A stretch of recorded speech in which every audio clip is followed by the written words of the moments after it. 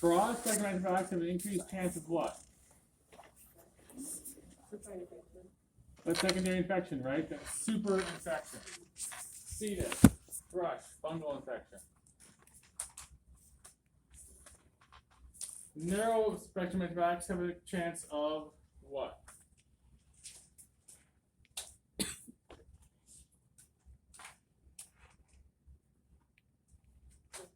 You only use it against a few organisms.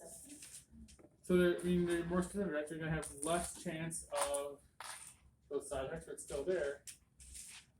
Broad spectrum, greater chance of side effects. Narrow spectrum, less chance of side effects, but it's still a risk.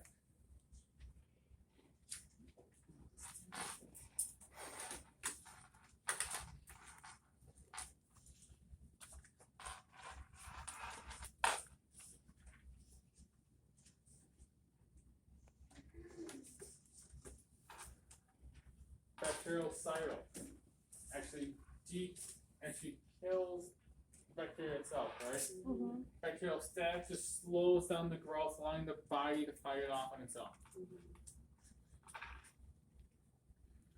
What were the three meds I talked about that cross sensitivity to each other? Penicillin, staphylococcus,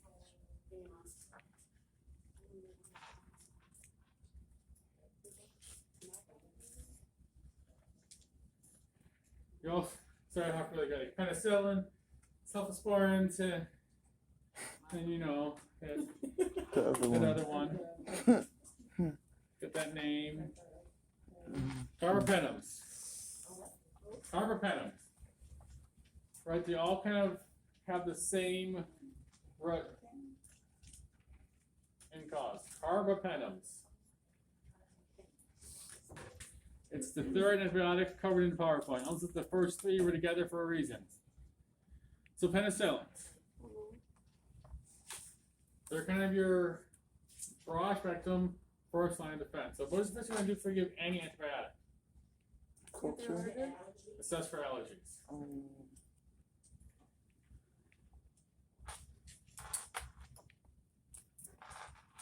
If they have an allergy to penicillin, that might be sensitive to cephalosporin and carbapenems, right? Oh, question? Yes, so that means all these three meds you're supposed to take with food. To avoid GI upset. Penicillin, It'll help, yeah. Generally take with food to help avoid the GI upset, yes. All antibiotics should probably take with food to kind of prevent that GI upset. So that cross sensitivity, you have the increased risk of basically kind of affect your kidneys a little bit, a little renal failure.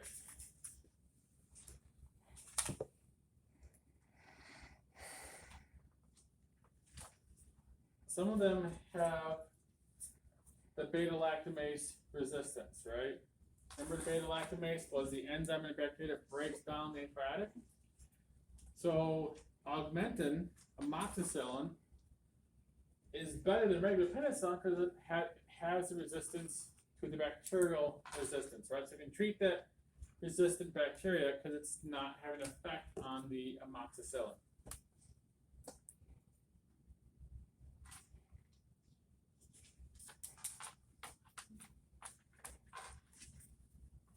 Cephalosporins has that cross sensitivity, right? GI upset, brush, wash them out. Also has a risk of hyperglycemia, which you want to look out for in your diabetic patients. Disulfiram-like reaction. So that risk for what issue? What is that disulfiram reaction? and the brush, SJS, Not Jim Johnson's. and they have bone marrow suppression, adrenal damage, adverse effect. They can get some renal damage, can get some below, but what is the disulfiram reaction? Disulfiram is when they drink alcohol, they become violently ill and then get hypertensive and they flush out, right? But with that, if you want to avoid the alcohol, it's going to lead to the systemic problems. Cephalosporins can also still have the renal toxicity again as penicillin and thrombocytopenia, so decreased platelets. So increased risk of bleeding.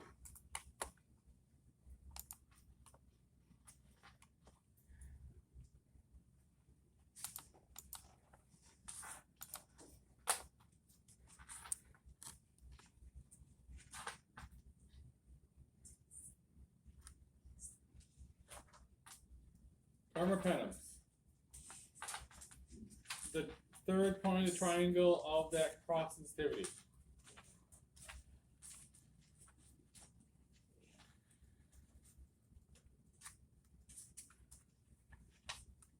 You're now at risk for, again, nephrotoxicity. So, again, we have a common theme here, don't we? Kidney damage.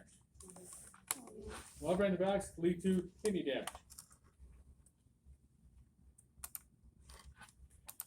Risk for seizures. If you have epilepsy, you want to be aware of it.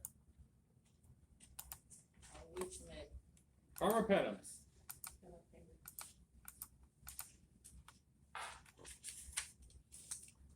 We have our autotoxicity for first, another one we see a lot of. Right, the ringing in the ears.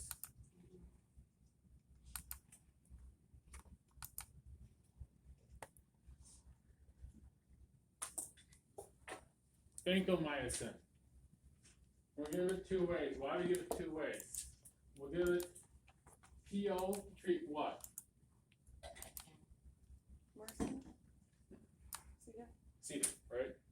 We give PO to treat C. diff because it stays in the GI tract. Feel on what? Vancomycin to treat C. diff. And for Martha too, right? MRSA's MRSA. IV. So it doesn't cross blood barrier, doesn't cross the blood and digestive tract, doesn't go from the digestive tract into the blood. Okay? It can also lead to that red man syndrome, basically that chronic rash and flushing of the body, which can do what to your blood pressure? Okay, decrease, it's going to flush them out.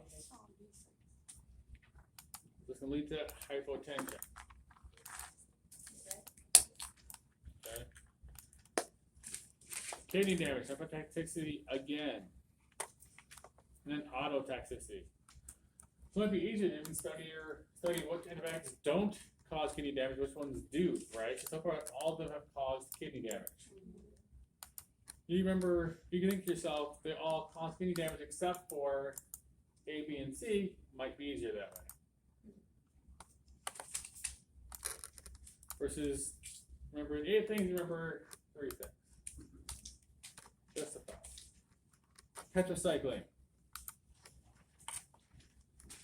This is now the one that can lead to bone growth and then osteonecrosis, discoloration of teeth, mandible in children less than 8.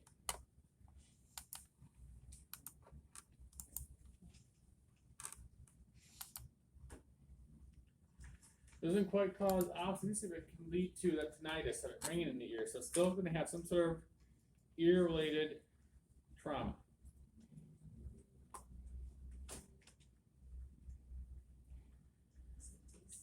We get liver dysfunction, we get kidney dysfunction again, we also get the liver this time. We get both. We get the combo.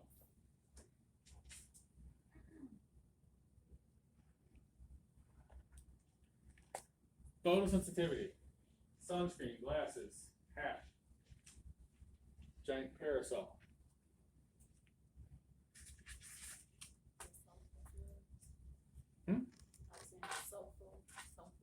Yep, they do too.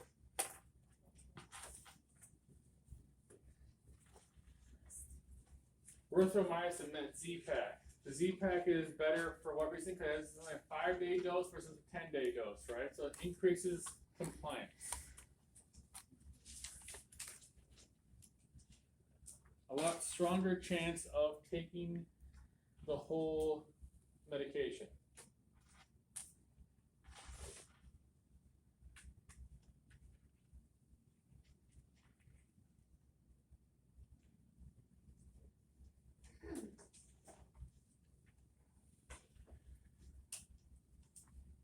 We don't get kidney damage with these, we just get the liver damage. Macrolides, erythromycin, zithromax.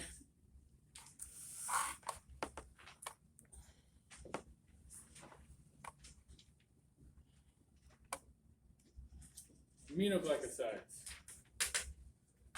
These ones that go on the eyes, remember, to help treat the ophthalmic infections after uterine birth. Risk for ototoxicity when taken systemically. Nephrotoxicity when taken systemically. If you just put it on as eye drops, it's going to have less risk of a systemic effect. But there still is a risk. Remember, your lacrimal ducts in your eyes go down to your sinuses into your bloodstream. Okay? Eye drops can still affect you systemically. To a lesser extent, but it can still happen.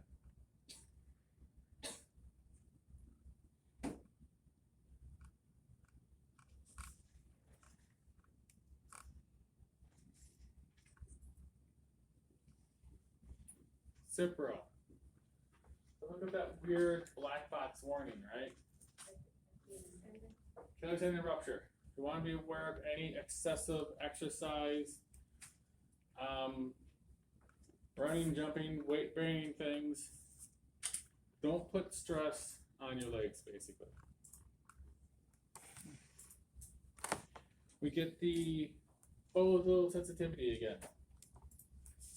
Also get some peripheral neuropathy. With Cipro, peripheral neuropathy is not preventable.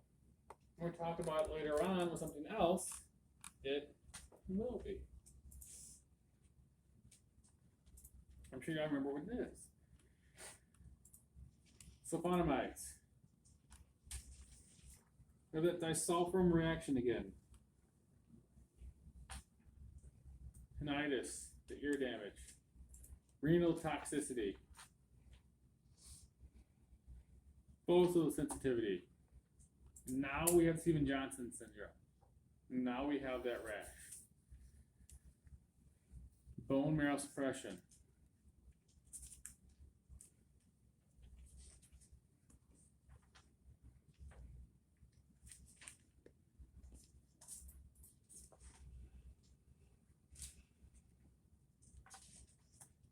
Bone marrow suppression, so the anemia.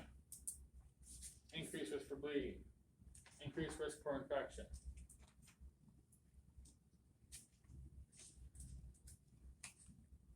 You get the crystal urea. Increased uric acid crystals in your urine. So what we want to do, we want to increase fluid intake, right? Help flush it out. Stevens-Johnson syndrome. Be aware of the rash.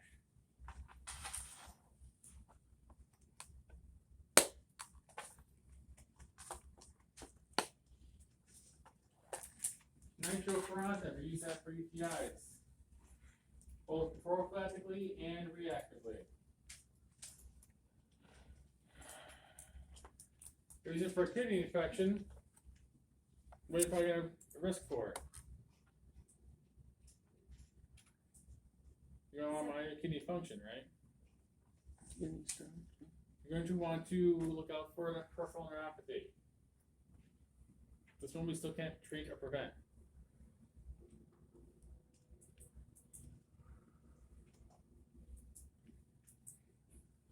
So we're talking about some of the infections that I got to mention earlier. Before you have any antibiotics, what do you want to do first? Check for allergies. Allergies and cultures, right? draw your culture before you give any antibiotic. Because you want to figure out, you want to culture what is growing and see what is sensitive to it.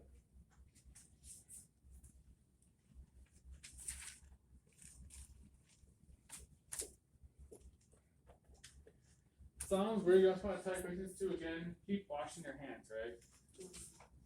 When it comes to NCLEX, no teaching to the patient is stupid. Most thing is common sense. So assume the patient knows nothing. Don't assume anything.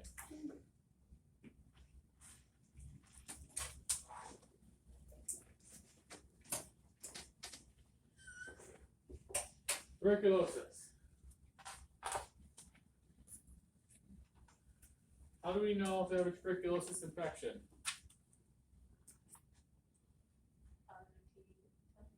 Sputum culture. The sinus symptoms, maybe, like sweating in the night. Fatigue, weakness in the legs. Sputum culture. Sputum cultures and X-ray. Or diagnosis. They have the symptoms, but how those symptoms can be anything, right? So you want to try and diagnose it as tuberculosis. So sputum cultures and X-ray. We're going to give multiple medications at a smaller dose to help prevent drug resistance and also decrease side effects.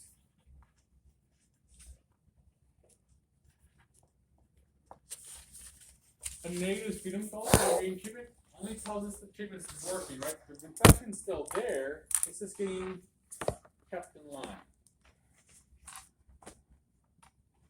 We haven't actually gotten rid of it yet. We're going to treat with INH and rifampin. Combine them, call them rifamate. Okay. We don't affect the kidney, we affect the liver. INH leads to peripheral neuropathy. Now we can actually prevent and treat that peripheral neuropathy. Right? What do we use? Vitamin K. I don't know where I got that from. Pyridoxine, vitamin B6. That can help prevent and treat the peripheral neuropathy. What was that again? Vitamin B6.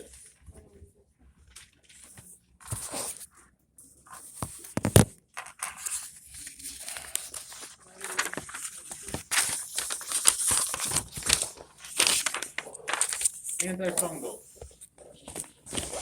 Anthrocin B has that terrible kind of shake and bake, the muscle tremors, fever, tachycardia, hypertension. Nystatin is more the topical and liquid version.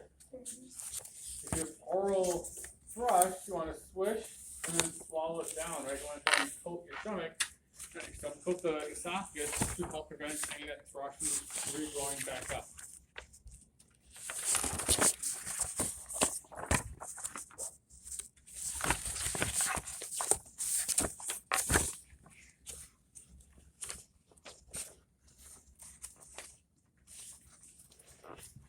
If you walk in the room and IV patient's IV site looks red, puffy, what do you do?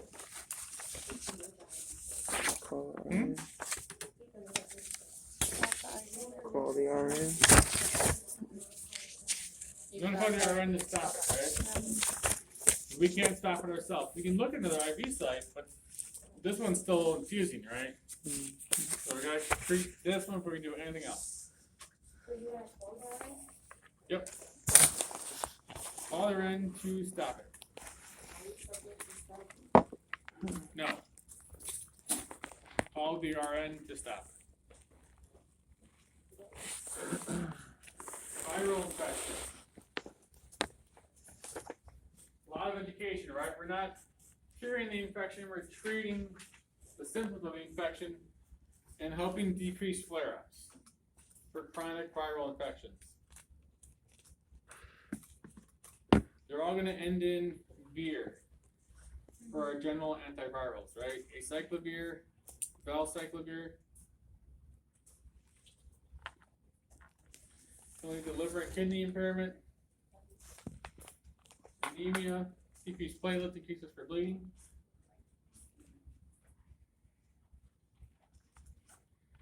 Ganciclovir to affect your blood levels, and again, liver and kidney, right? So your viral antivirals, liver, kidney disease, check your blood levels. Make sense?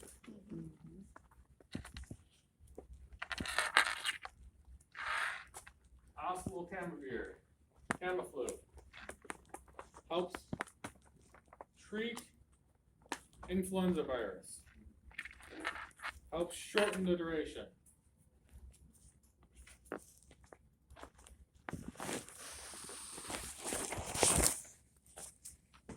HIV/AIDS, standard precaution. Stay out of crowds. Stay away from infectious sick people. Monitor the viral count. Because the viral count tells you how much of the virus is actually inside their blood, right? So this hollow treatment is working. The viral load.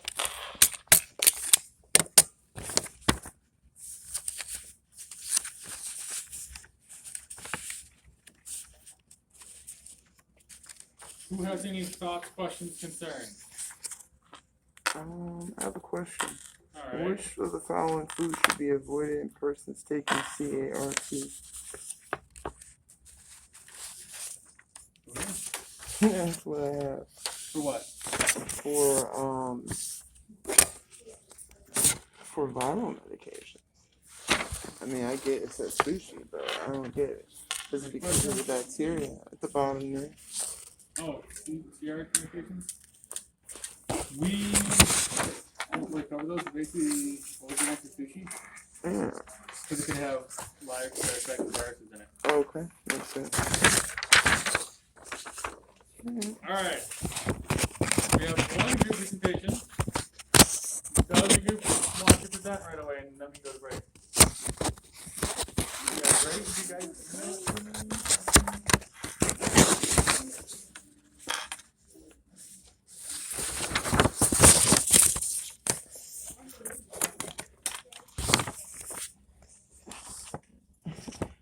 I should have a lot of them, shouldn't I?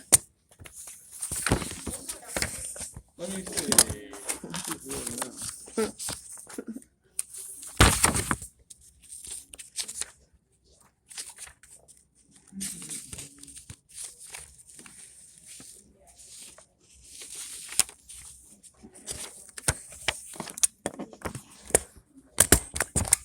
You know who's in the city?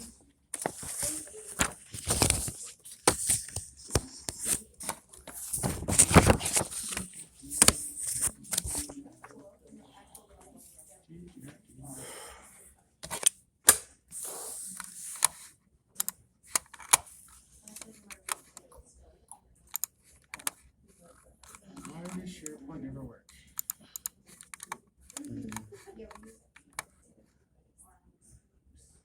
You guys have a copy of it or no?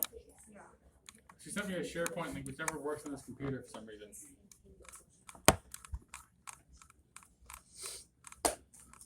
Or OneDrive never works.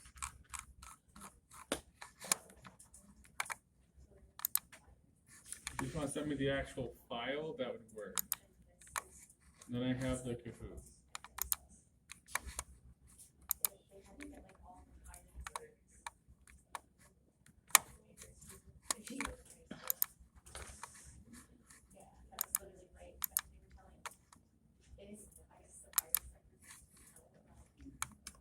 Okay, I sent you an email. Okay. Just a second.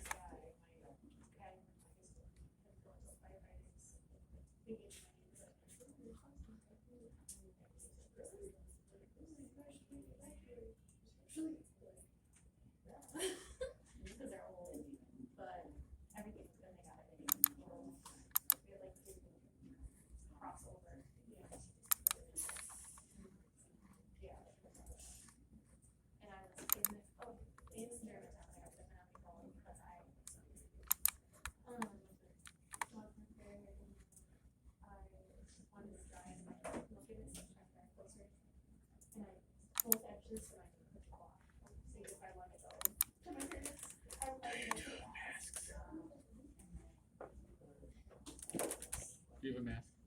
I do. Yes, please.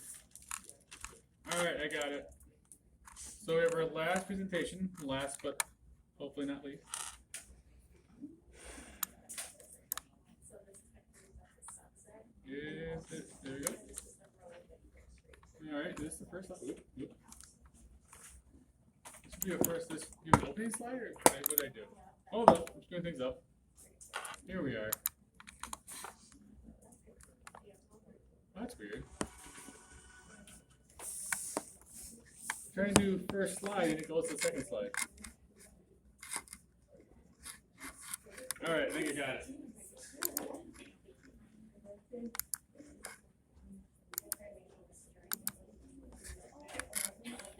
I have this, okay, well, I do have this, I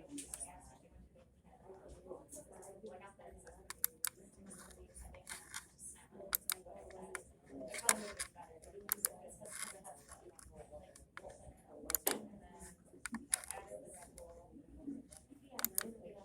and they didn't have peach rings. Want the clicker? Sure. There you are. Alright! Arrow to the right. Let's get ready for the presentation. Yep. Okay. So we had the Jackson. It was me, Caitlin, and Kaylee. So dosages for the Jackson children is 0.4 to 2.0, and a toxic level of 3.0. Adults it's 0.5 to 2.0. The toxic level over 2.4, and elderly is 0.125 to 0.25 with a toxic level of over 2.0. So some trade names are Digitech, Lenoxin, or Lenoxicap. So digoxin is classified under digitalis glycosides. The primary use is for heart failure. So it helps improve or correct irregular heart rates and any abnormal rhythms or arrhythmias. It's typically used for CHF. So it doesn't, CHF doesn't mean the heart stopped working. It's just that the heart can't pump blood enough to meet the body's needs. So the main purpose is to strengthen the heart so it can effectively pump blood through the body while regulating the beating rhythm. So our patient was Mrs. Jones. She was diagnosed with heart failure. She was prescribed 0.25 milligrams by mouth once a day.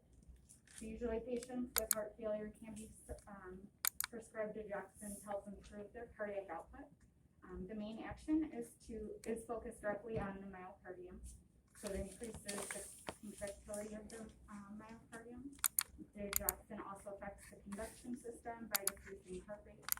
So by achieving both regulated rate and rhythm, the heart can properly pump blood and maintain healthier circulation pattern to ensure that the body is receiving adequate blood flow.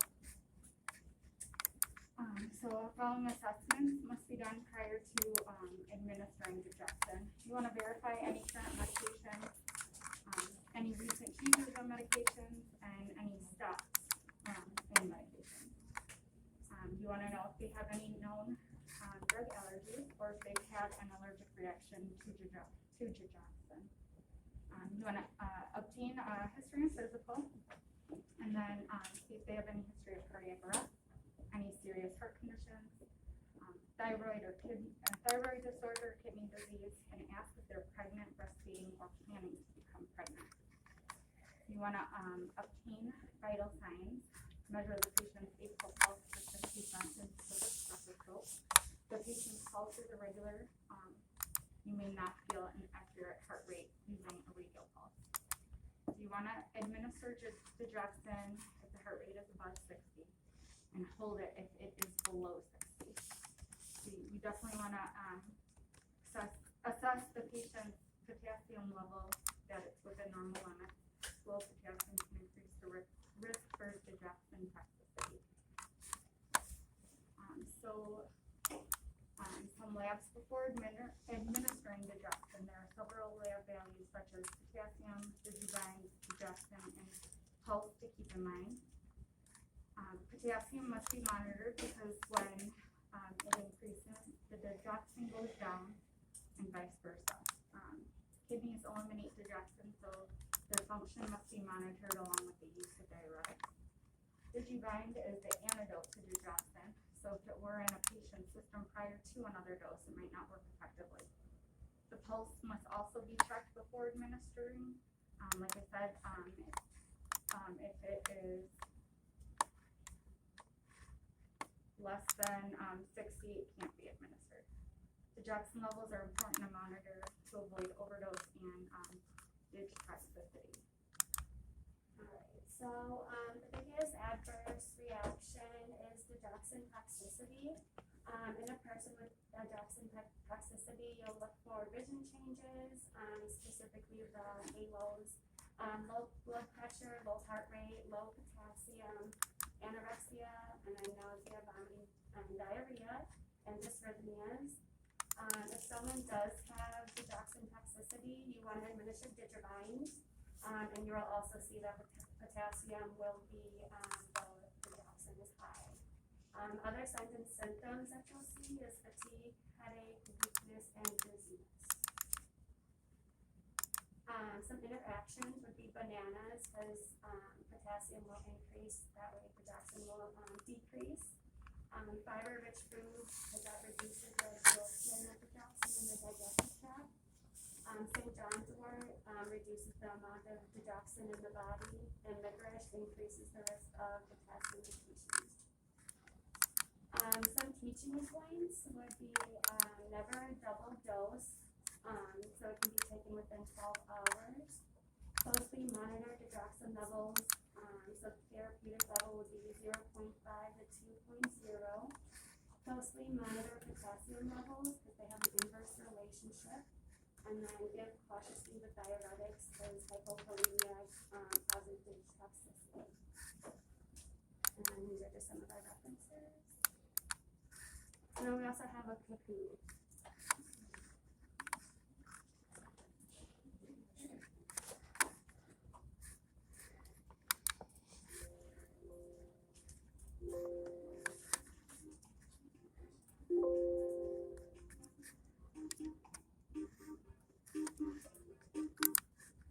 The speakers are coming out of there.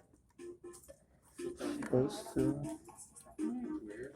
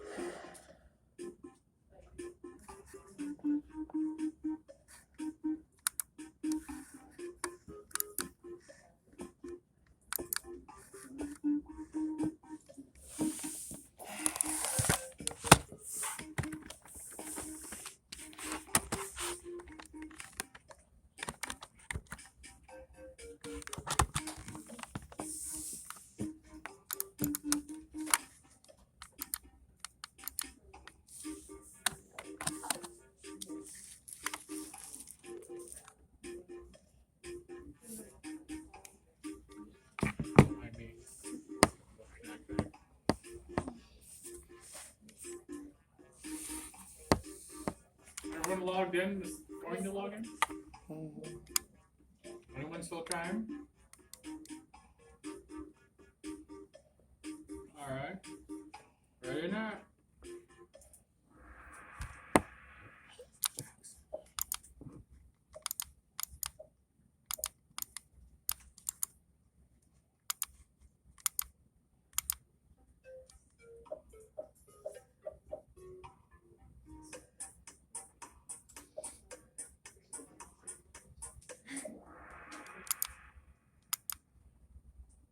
Yes, so if patient's heart rate is below 60, then you want to hold the dose.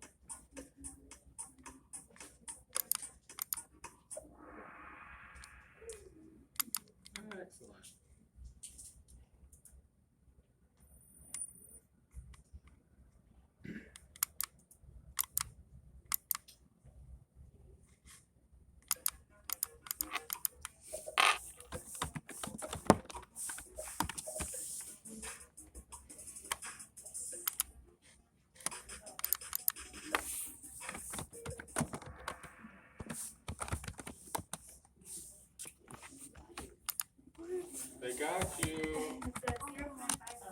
The other one was. I was like, oh, that's tricky. And they got you. Good NCLEX style question right there.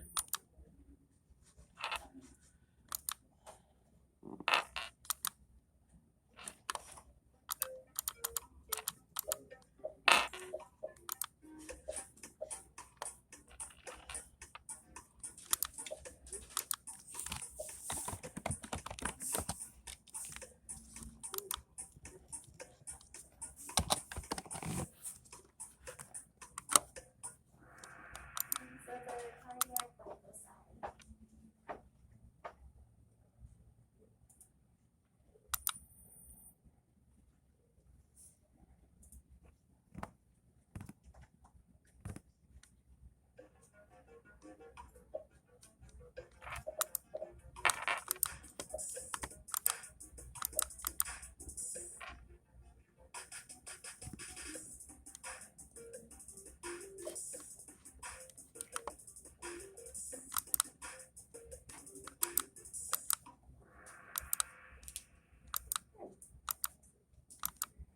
And that's all we have. Thank you. My turn.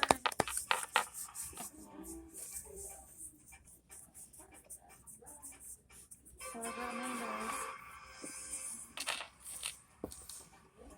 Yay. Alright.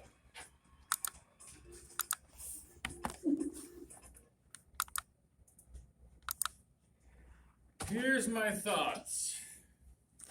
Let's start our hour break now. Come back at 11:50. Come back and do a little math.